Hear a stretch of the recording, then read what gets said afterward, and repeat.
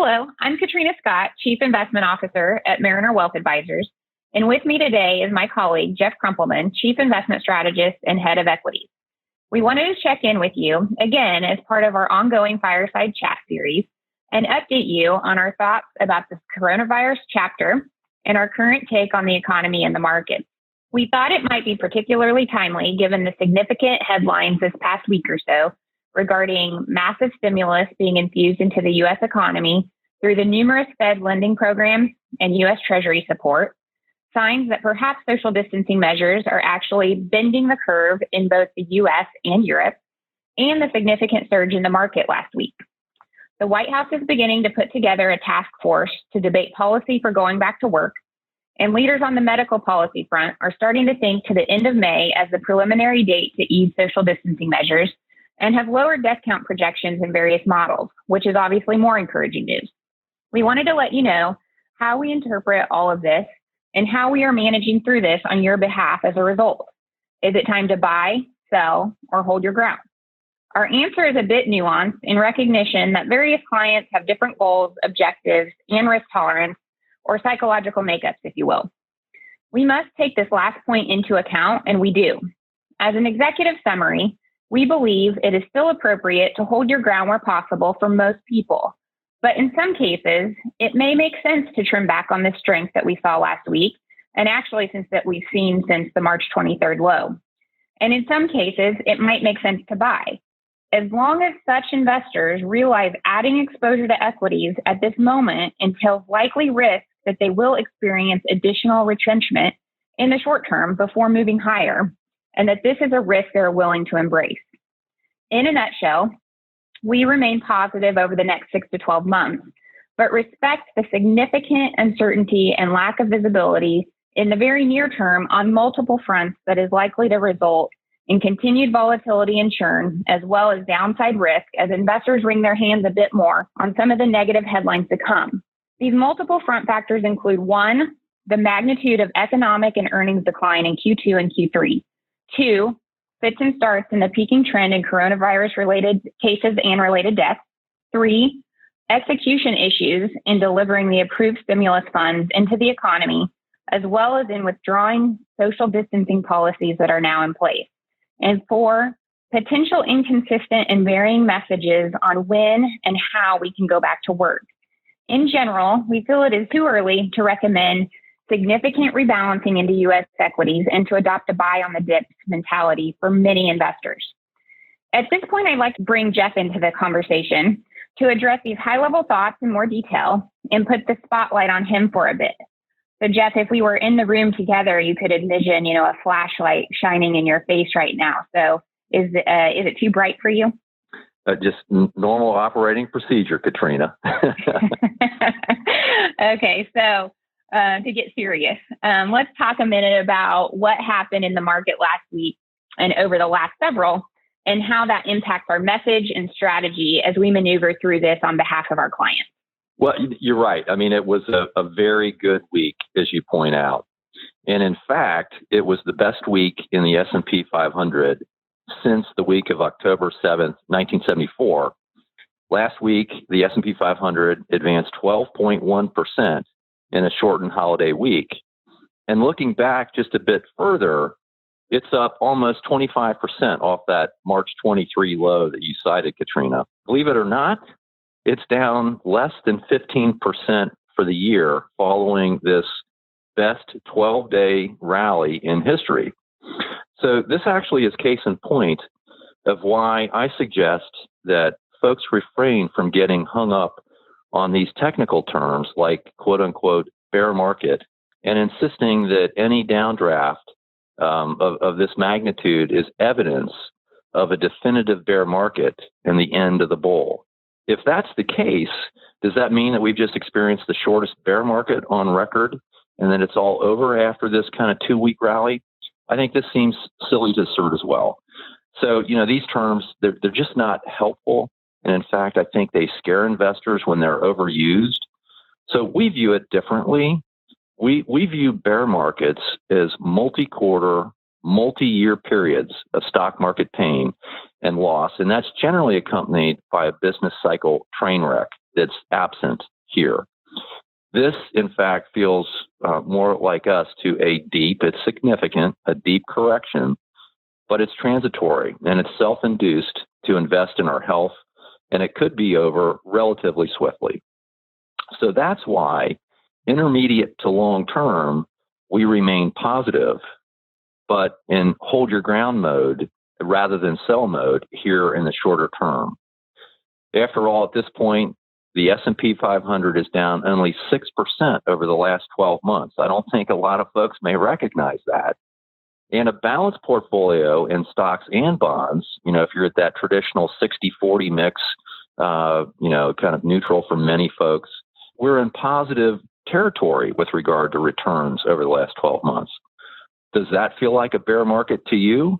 And it's a rhetorical question, but the answer is no. That's not what you would kind of characterize as a typical bear market result.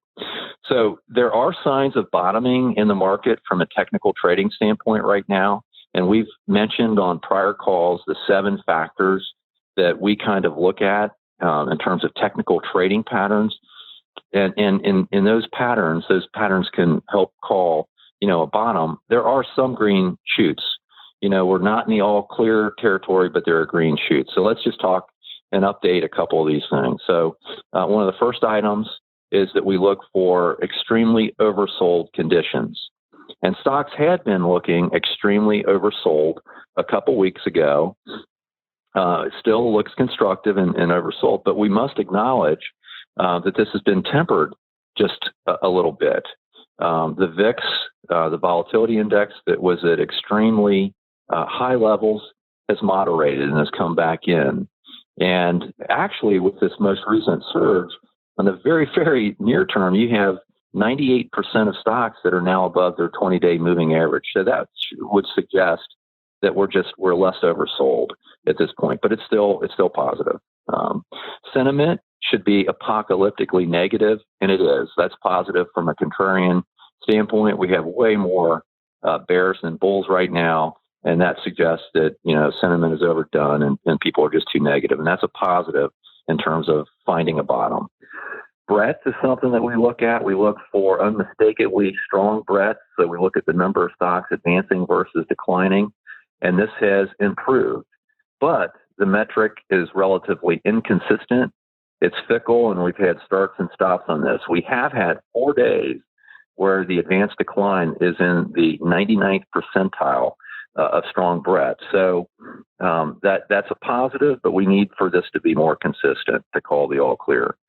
We look for aggressive leadership, and by that I mean we look for sectors that are more cyclical in nature, more aggressive, outperforming the more defensive sectors, the high beta stocks, the riskier stocks, outperforming the lower beta stocks, things like small cap, outperforming large cap. And this did improve last week, but I'd say ditto to the previous point. These measures they're a little fickle and a little inconsistent on this front. So we can't completely check the box here either. We look for positive dispersion in the credit markets that I've mentioned, and spreads. By that I mean that spreads of investment grade debt and high yield debt come in while the market maybe is still struggling. And spreads have come in during a time period where the market has actually strengthened, the stock market has strengthened. We'll see if we get a retest and a little bit of a retrenchment if the credit market continues to recover and be a little healthier. And if that happens, we're seeing that positive dispersion. So we would look for that going forward. And then we like to see a steepening of the yield curve, and that says that bond investors are a little more comfortable with growth. And this has improved. If you look kind of over the last month or two, we have seen a steepening, but most lately, on a shorter term basis, the yield curve has flattened just a bit. We'd like to see that hold and maybe steepen more before we would feel really comfortable from a technical standpoint.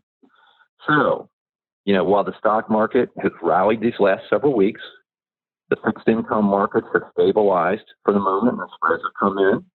And there are green shoots, as I just went through on the technical trading standpoint with regard to equities. We still are not aggressive rebalancers at this point or a buy in the dips mood either. And we do see near-term risks as still elevated. Thanks, Jeff. So I think maybe to elaborate on that a little bit further, why is that our view? I think it'd be helpful to discuss how we came to that conclusion. Sure. Yeah, no, it makes total sense.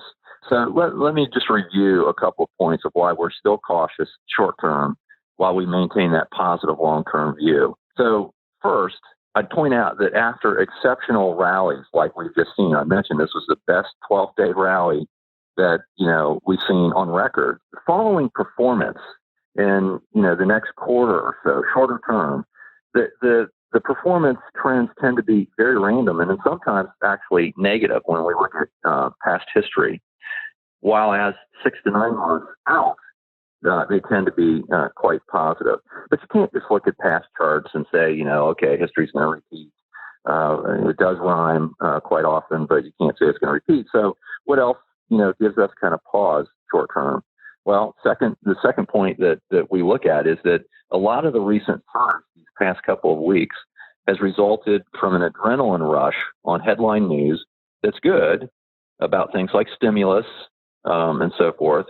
But that's vulnerable to execution risk and to regressing in the future. It's great that we have all these stimulus measures approved, but they're clunky and getting infused into the economy. Maybe not unlike when the government tried to launch Obamacare and we saw the new healthcare coverages go online. It was ugly watching that get off the ground at first.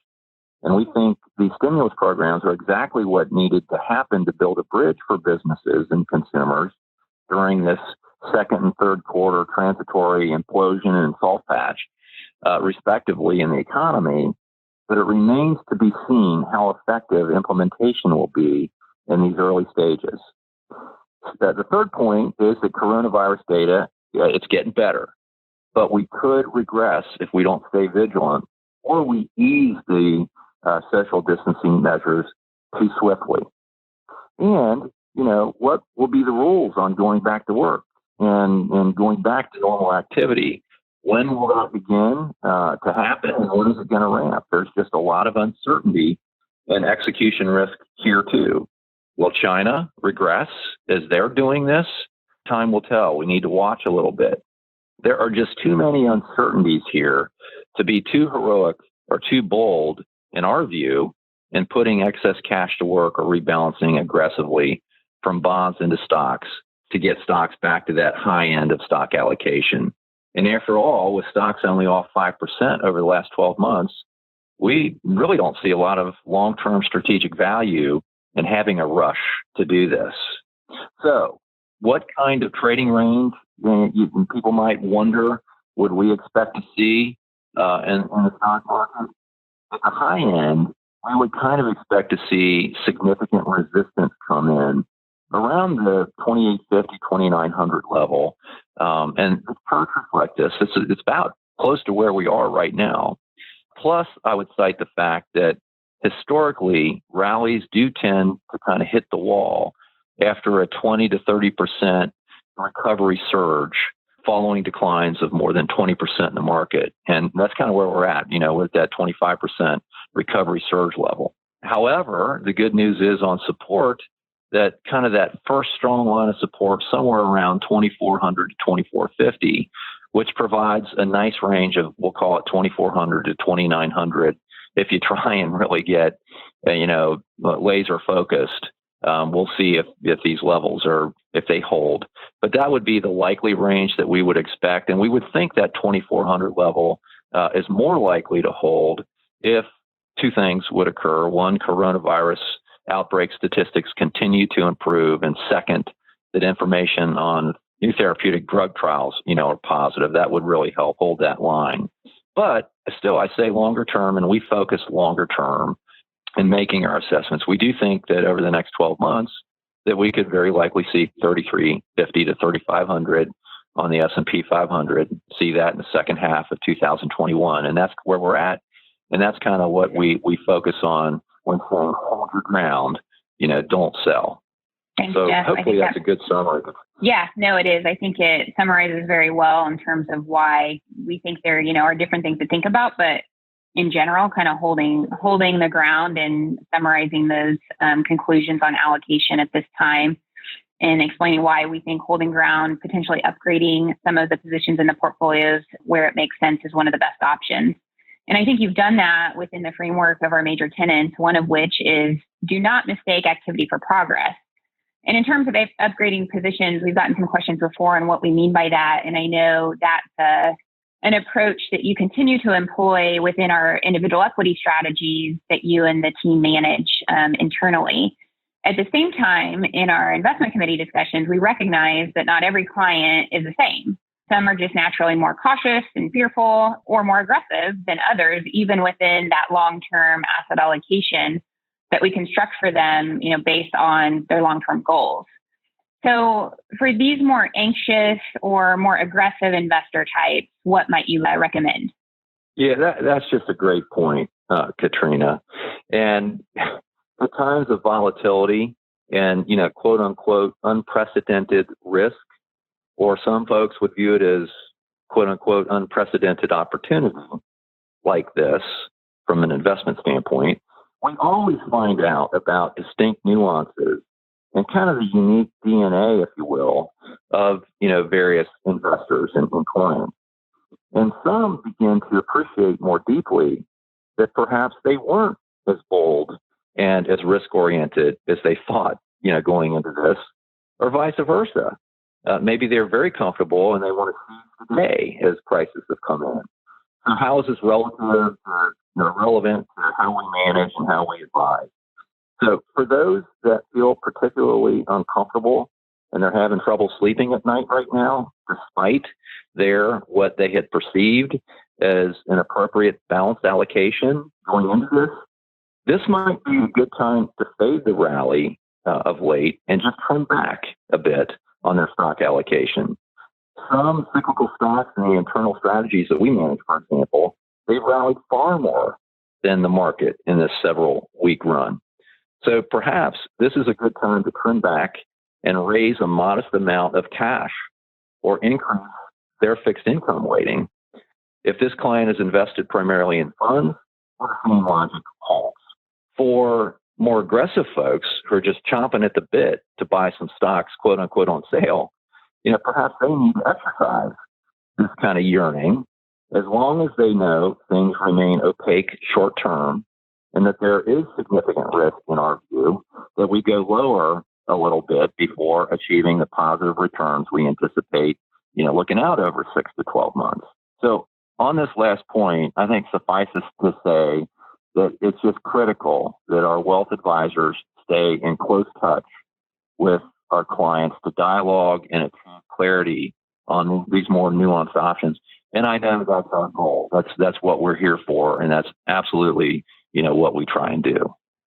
So Jeff, to wrap up, what you're saying is, what I hear you saying is that, on the whole, we think it's early to make significant changes in portfolios at this time, given the near-term uncertainties, but our belief is that the stage is really set for healing and improving trends in, the next 9 to 12 month plus period. Hence our motto of striving to not mistake activity for progress and hold your ground, focus on holding your ground at this point. Still, we recognize that clients have unique needs and preferences, and for certain folks, it may, be time to increase or decrease their risk orientation, slightly, and the long-term strategic asset allocation. So, hopefully, Jeff, thank you for this. I think this has been helpful, and we want to thank everyone for joining us. We hope that you have found this helpful to kind of think about broadly how we're viewing the current environment, but also knowing that there are unique circumstances for each individual. And until next time, we hope that you and your families, friends are all staying safe and healthy.